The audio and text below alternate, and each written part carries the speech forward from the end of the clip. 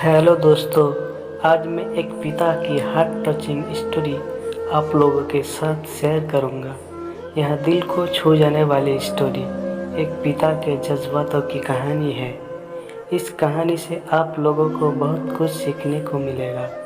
इस कहानी को लिखने का मेरा एक ही मतलब था कि मैं पिता की भावनाओं को आप लोगों के साथ बहुत ही सुंदर स्टोरी में पिरोकर आप लोगों से शेयर करूं। अपने माँ के बारे में तो बहुत सुना होगा, बहुत जगह पढ़ा भी होगा। माँ के लिए अच्छी अच्छी हिंदी कहानियाँ लिखी गई है, लेकिन पिता के बारे में बहुत कम ही लिखा गया है। तो दोस्तों, यहाँ हार्ट टचिंग स्टोरी उन फादर को समर्पित है जो अपने परिवार के लिए जी जान से काम करते हैं, खुद की इच्छाओं को मारकर अपने बच्चों के सपनों को पूरा करते हैं। कैसे करते हैं ये जानते हैं। यहाँ स्टोरी शुरू होती है जब मैं घर से गुस्से में बड़बड़ाते हुए निकल आया था और बस स्टैंड की तरह आगे बढ़ने लगा। मैं मन ही मन बड़बड़ा रहा था, पता नहीं कितने पैसे छुपा के रखे हैं, लेकिन मेरे लिए एक बाइक नहीं ले सकते।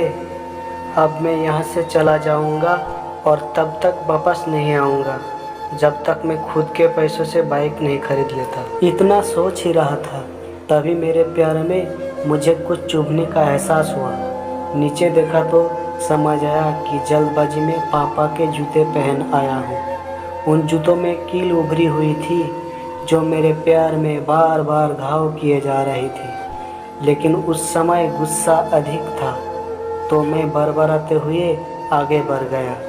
एकाएक मुझे याद आया कि मैं पापा का पर्स भी साथ लेकर आया हूँ। मेरे खुरापाती दिमाग में एक ख्याल आया, क्यों ना आज पापा का पर्स चेक किया जाए, जिसे आज तक उन्होंने किसी को हाथ तक नहीं लगाने दिया था।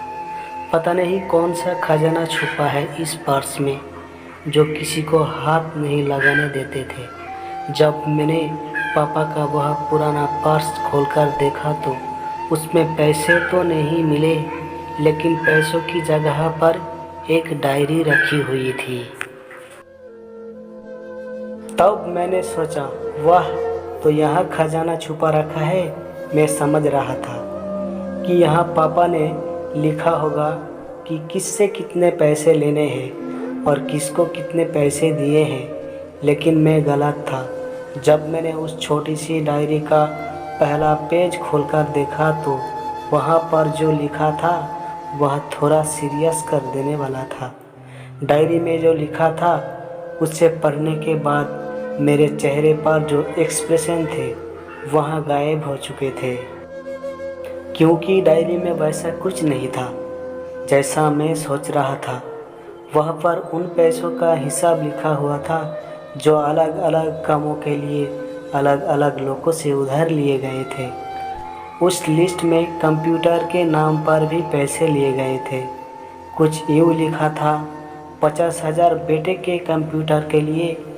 यहाँ वही कंप्यूटर था जिसे मैं आज तक यूज़ कर रहा हूँ, लेकिन मुझे यहाँ पता नहीं था उस कंप्यूटर को खरीदने के लिए पैसे कहाँ से आए थे, लेकिन आज पता चल रहा था। मुझे आज भी याद है जब मैंने पहली बार कैमरे के लिए जिद की थी, जो मेरे पापा ने मुझे 2 हफ्ते बाद मेरे बर्थडे पर ला कर दिया था, जिसे देखकर मैं बहुत खुश हुआ था। और मुझे खुश देखकर मुझसे कहीं ज़्यादा अगर कोई खुश था तो वह थे पापा। अब मेरे चेहरे से गुस्सा एकदम गायब हो चुका था। जब मैंने आगे का पन्ना पलटा तो वहाँ पर कुछ विशेष इच्छाएं लिखी हुई थी। पहली जो विश थी उसमें लिखा हुआ था अच्छे जूते पहनना। यहाँ बात मेरी कुछ समझ नहीं आई। तभी मेरा पाँव अचानक सड़क पर भरे हुए पानी पर जा पड़ा और तभी मेरे पाँव में कुछ गीलीपन होने का एहसास हुआ। जब मैंने जूता उतार कर देखा तो उसका तला टूटा हुआ था। यह देखकर मुझे डायरी में लिखी बात याद आ गई।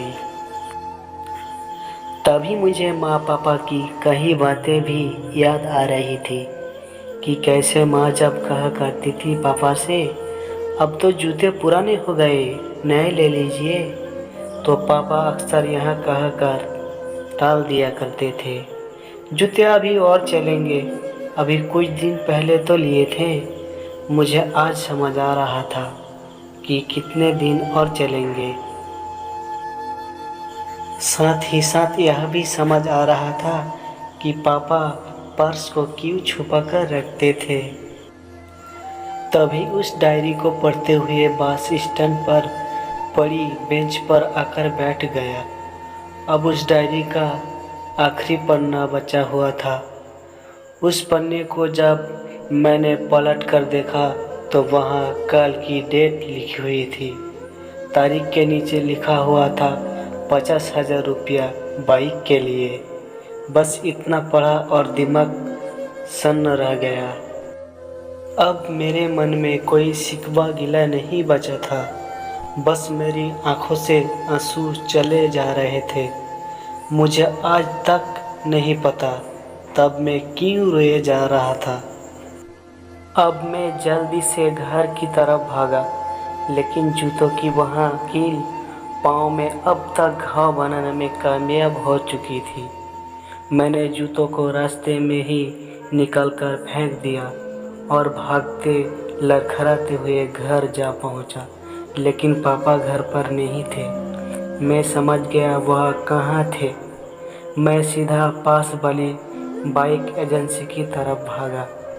पता नहीं आज कहाँ से इतनी ताकत आ गई थी कि मैं भागते हुए थक नहीं रहा था, और वह भी बिना जूतों के नंगे पैर। जैसे तैसे मैं बाइक एजेंसी पर पहुंचा। पापा वही थे। मैंने पापा को दौड़कर गले लगा लिया और मेरी आंखों से आंसू रुकने का नाम ही नहीं ले रहे थे। पापा को समझ नहीं पा रहे थे आखिर हो क्या रहा है, मैं क्यों रो रहा हूँ। मैंने पापा से कहा, पापा मुझे मोटरसाइकिल नहीं चाहिए, आप अपने लिए जूते ले लीजिए। अब आज से मैं जो भी करूँगा अपनी मेहनत से अपने बलबूते पर पढ़कर करूँगा। दोस्तों, बस इतनी सी थी ये कहानी।